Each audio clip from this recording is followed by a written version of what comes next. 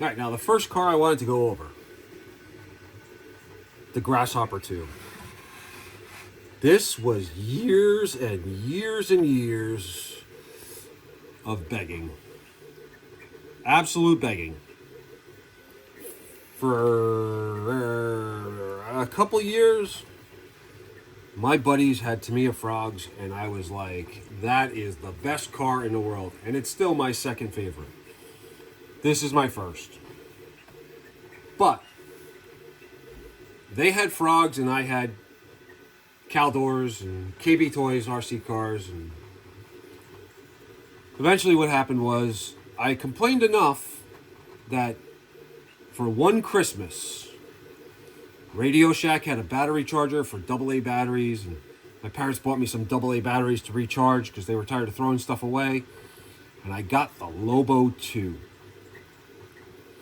Or the Lobo, I don't know which. It was so long ago. But I would spend all night charging those batteries, those AA batteries.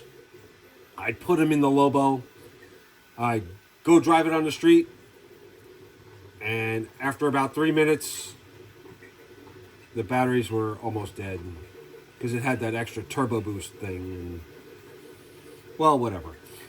So finally I got on my soapbox and I explained to my parents that with all the batteries I was using, with all the electricity I was using to charge the batteries, I sold it really good. That they finally got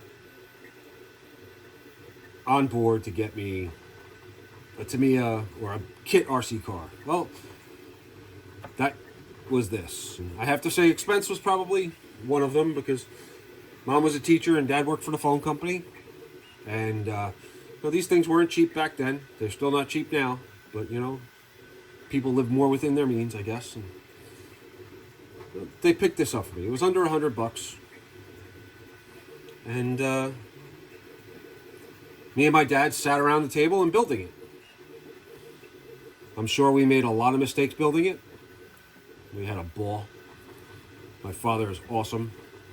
I'm very thankful for him. My mother, I'm very thankful for her for getting me this stuff. So we built it, and we got up to a point where we couldn't build it anymore, and I needed a radio. So we got a radio.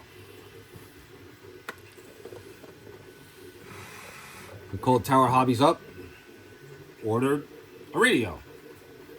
Now, pistol grips were just starting to come out around then for us, but I wanted a stick radio because the stick radio was awesome, right? Everybody had a stick radio. So it finally came in, and channel 84 was my channel, and life was good. We were able to finish up the build, me and my dad, and this one is 100% stock. 100%.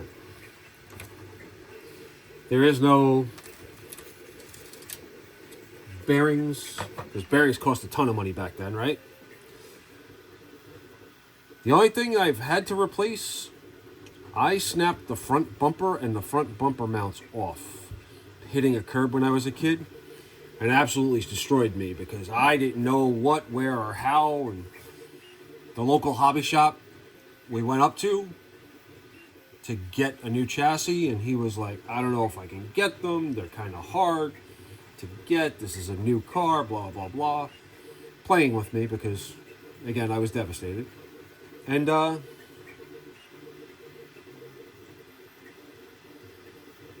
finally was able to get one. He had one in the back.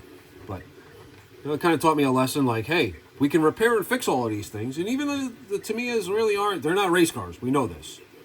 They're more fun around the house and fun around the yard and fun around the garage and the blacktop. And these are backyard and schoolyard racers. Nothing major, right? I mean, so much that the tires, the original tires, I still have, and they still work, and they still look nice. They're bald, and these are my second pair. I bought those in very shortly after. And it's pretty cool. But this one, again, stock. It's got 2 servos, no electronic speed control. That's the manual speed control right there. S148 servos. Those were the powerhouse, workhorse Futaba servos. And again, bearings. I didn't know what bearings were because bearings were extremely expensive back then. And for a kid with no job or just a paper route, there were other things to spend money on and stuff. The whip antenna that's longer. The wire is, 3 times longer than the actual tube. It just left a really good experience for me and for a lot of us. So I'm going to be going through and doing a lot of stuff, talking about my old stuff. If I have a follower, let me know. Tell me what your first remote control car was.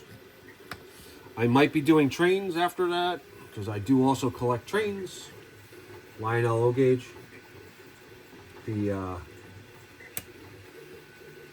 videos on my site, on my page, have some Lionel videos. I don't think I posted the one of me catching a locomotive on fire using electric cleaner. I think that's a good thing, because in my other video you see there's a fire helmet hanging out there. So I've been a volunteer firefighter for a number of years. And, that might be a little bit not a good thing. But anyway, so that's my Grasshopper 2.